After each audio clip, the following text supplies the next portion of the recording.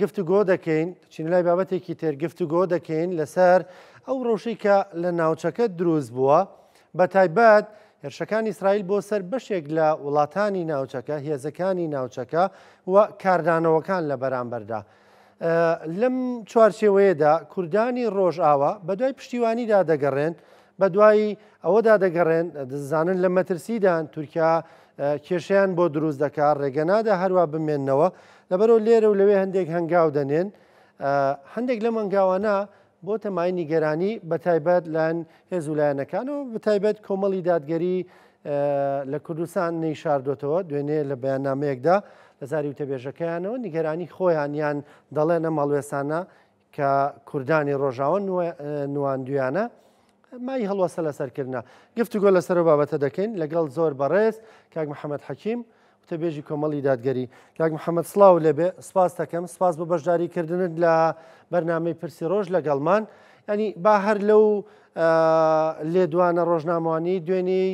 کۆمەڵی دادگەریەوە دەست پێ بکەین چییە ئێوەی نیگەران کردووە ئەو هەڵوێستانەی لە هەمەحمەد ینی بە دیاریکراوی چین کە ئێوەی نیگەران کردووە.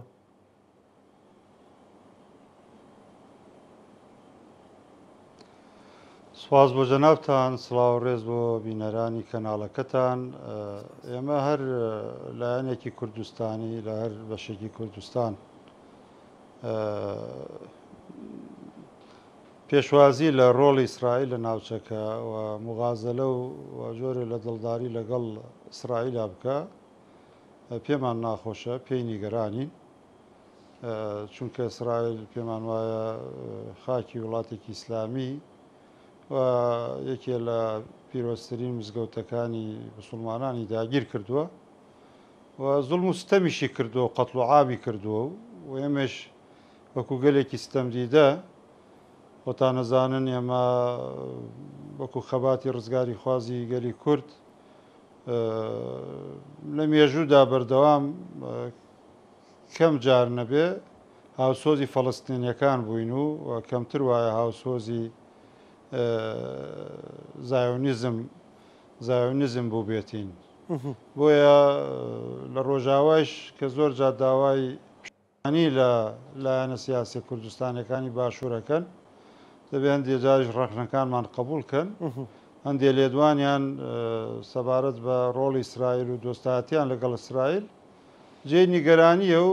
وتومانە ئەوە دیارە پێگەی کورد لەقەکە و لە جیهادی ئیسلامی و لای کەم لای باشە گەلانی ئیسلامی کورد بەدناوە بێ بەو تەسەڕوفە و پێشم وایە خاتو ئیلهام ئەحمەد پەشیمانە لەو لێدوانەی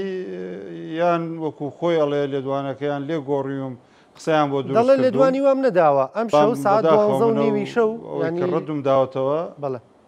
دەڵێ لێدوانی وام نەداوە ئەو قسانە دروست کراوە بە ناوی منەوە گوایە من ڕێک بەم شێوازە تصريحات المنسوبة لحول طلب التدخل الإسرائيلي في سوريا ورفض رفع العقوبات هي أخبار كاذبة لا أساس لها من الصحة يعني دەڵێ ئەمانە درۆن و دروست کراون.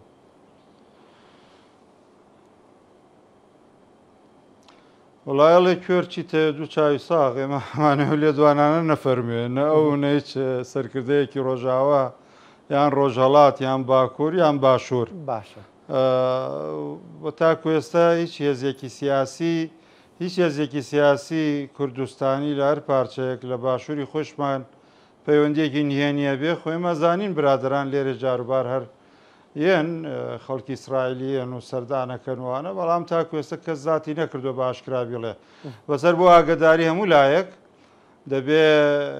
خاتو ئیلهام ئەحمەد ڕۆژنامەی جیۆراسیلیمی ئیسرائیلی بە درۆ بخاتەوە لە ئێکس لە مەنەسەی ئێکس تەماشا بکەی ڕۆژنامەکە بۆ خۆی لێدوانەکەی دابەزاندووە ئەوە دەبێ ینی باشە خۆی ڕەدیێوان ڕەدی یان قسەکەی فەرمووە و ئێستا لێی پەشیمانە یان دەبێت ڕەدیێوان باتۆ کەس قسەکەی لێ نەگۆڕیوە چونکە من ئەوەکەم لایە باشە مامۆساگەی ئێکس تەماشای لێدوانەکەیم کردووە. باشە با پرسیاری ئەو بکەین کوردانی ڕۆژاوا خراونەتە دۆخێکەوە تورکیا دژایەتیان دەکات هێرشیان دەکاتە سەر گروپە چەکدارەکان هێرشیان دەکەنە سەر و وڵاتانی ناوچەکەش هەمویان ژێربەژێر پەیوەندیان لەگەڵ ئیسرائیلدا هەیە گەورەترین بازرگانی تورکیا ینی لەگەڵ ئیسرائیلدایە کە دەگاتە چەندین ملیار دۆلار ینی بۆ هەمویان حەڵاڵە ژێربەژێر پەیوەندیەکیانە بێ لەگەڵ ئیسرائیلدا بەڵام بۆ کوردی خۆمان کە هیچ پشت و پەنایەکی نییە هەر کەسێک گاورێکی خێری لێ بداتەوە یان دەستێکی بۆ درێژ بکە ئەگەر دۆستایەتیش نەبێ لە ناچاریدا بێ کە پێویستی پێمانە یان ئێمە بە تەنگەم دەستەوە نەچین. وڵاتانی عەرەبی نایشار ینی هەمویان پەیوەندیان هەیە دەزانین. باڵە کاکە من نوێنەری کوردم نوێنەری عەرەب و تورک نیم من کوردم لەبەرەوە کە کوردم پێم ناخۆشە کوردێک دژ بە بنەماکانی فکری خەڵکی کوردستان و سۆزی زۆری خەڵکی کوردستان کە بسومانن ببێ ڕاپرسی بکەن لە ناو هەموو کووردا بزانە کورد پێی خۆشە سەرکردەیەکی کورد ئاوا باشکرا باسی ڕۆڵی ئیسرائیل و لەگەڵ وەزیری خارجی ئیسرائیل تەلەفۆنی بۆ بکرێ و دەبێت کوردیش عاقڵ بێ و پشتیوانیانەی کە ئیسرائیل ئەمڕۆ لە کوردی ڕۆژاوا بیکە لەبەر خۆشەویستی کورد نییە ئەو کۆڵێ دوژمنەکەم دۆستمە لەسەر ئەو بنەمایە و لە قەزەی تورکیا خۆ ئێمە ڕەخنەمان گرتووە لە عەرەبیش و لە هەر غەیرە عەرەبیش کە عیلاقەی لەگەڵ ئیسرائیلا هەیە بەڵام من کوردم و داکۆکی لە مافەکانی خەڵکی کوردستان لە مقدساتی خەڵکی کوردستانەکەم و یەک حەقیقەتی تر ئێمە ڕوبەڕووی ئەوانەیش بوونێتەوە کە بە ناحەق تۆمەت بۆ کوردستان دروست دەکەن ئەمن لە ساڵی حەڤە بابەتێکم بە عەرەبی نووسیوە کە کوردستان ئیسرائیلی دووەم نییە بگژەوانەدا چوومەتەوە کە تۆمەتی هەرێمی کوردستان بەوە دەکەن کە ئیسرائیلی دووەمە ئێمە لەکوێش هێڕش بکرێتە سەر ملەتەکەمان دیفاع دەکەین و لەکوێش تۆمەت دەکرێت بەڵام باشکرا لێدوانی لێ بڵاو بێتەوە باشکرا بۆ ڕۆژنامەیەکی ئیسرائیلی قسە بکە و باشکرا دۆستایەتی نێوان کورد و ئیسرائیل دووپات بکرێتەوە یەکێتی بیکە پارتی بیکە و هەر لایەنێک بیکە پژاک بیکە پەکەکە بیکە هەر کەسێ بکە ئێمە دژی بەیان نامە دەرەکەین و مقدساتی بنەمای ئیسلامی ئێمەیە دژی ڕاوەستینەوە. مامۆستا ئەگەر ئیسرائیل بکەوێتە دۆخێکەوە ینی پشتیوانی لە کورد بکە پشتیوانی لە دۆزی ڕەوای کورد بکە بە هەر هۆکارێک بێ لە ئاین دەشدا ئێوە هەر دژ بەم هەوڵانە دەوەستنەوە پێتان وایە کورد نابێ بە دەم هەوڵێکەوە بچێ گەر پشتیوانی ئیسرائیل بێ؟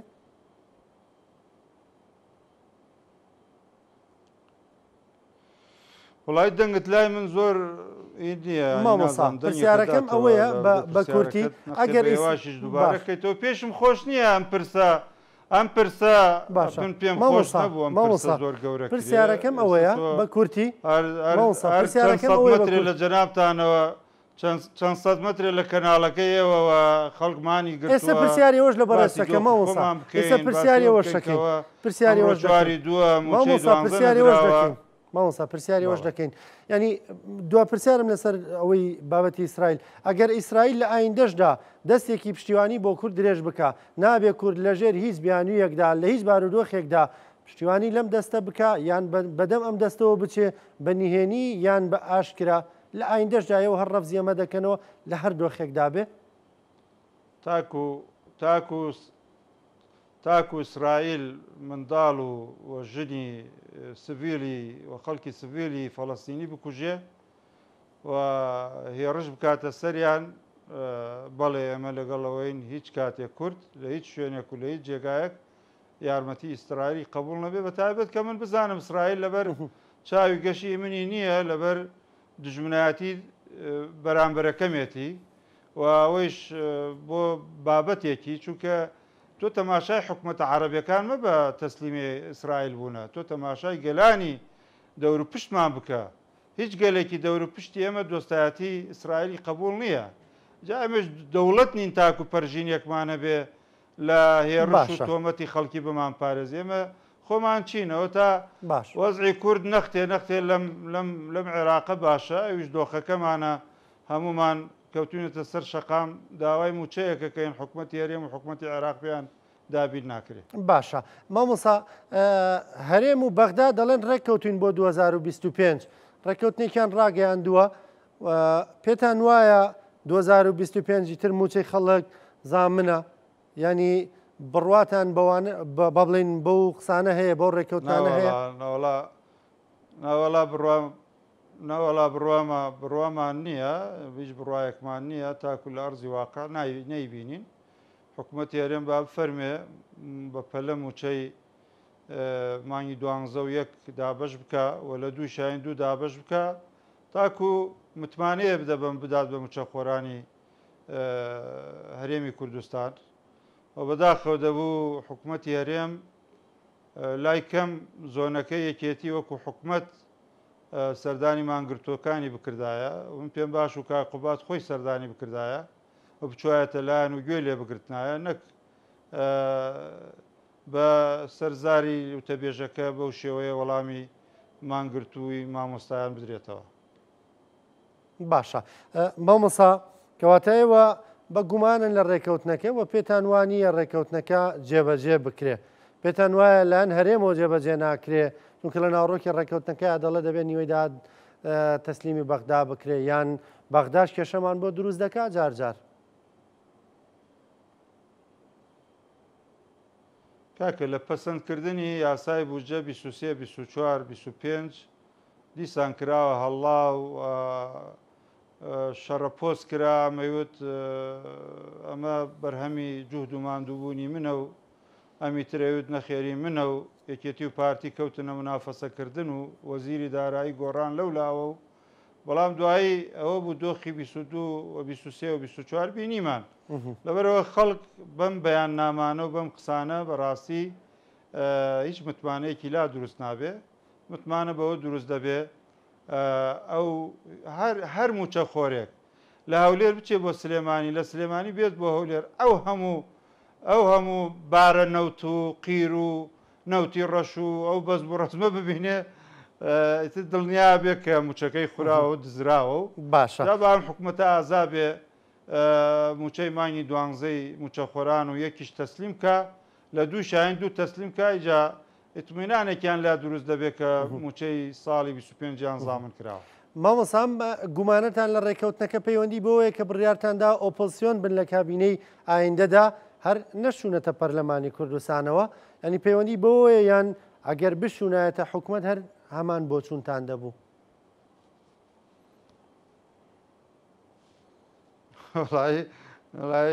لە حکوومەتی شابی نەمان بۆ چونمانەیە ئێمە لە حکوومەت تا بووینەوە و هەڵوێستیشمان دیار بووە ڕوون بووە لە بڵێن خولی چوارەمی پەرلەمانی کوردستان هەڵوێستمان ڕوون بوو کە وەزارەتی زراعە و مین و ژینگەمان لابوو سێ وەزارەت و مەوقفیشمان ڕوون بوو بەرامبەر یاسای سەرۆکایەتی ئەو کات ینی لە کۆبنەوەی پێنج قۆڵی حزبە سیاسەکانی کوردستان هەڵوێستمان ڕوون بووە ئێمە لەکوێ مافی خەڵکی کوردستانە بێ داکۆکی لێ دەکەین و دیفاعی لێ دەکەین و ئێمە تا ئێستا بڕیاریشمان نەداوە بچین هەڵبژاردننی عێراق و تاکو بڵێن قسەی فڵان کەس کە ئێستای کا بۆ پرۆپاگەندەی هەڵبژاردننی عێراقە کە بڕیارە لە مانگی دایا ئەنجام بدرێت. مامۆسا زۆر سپاس دەکەم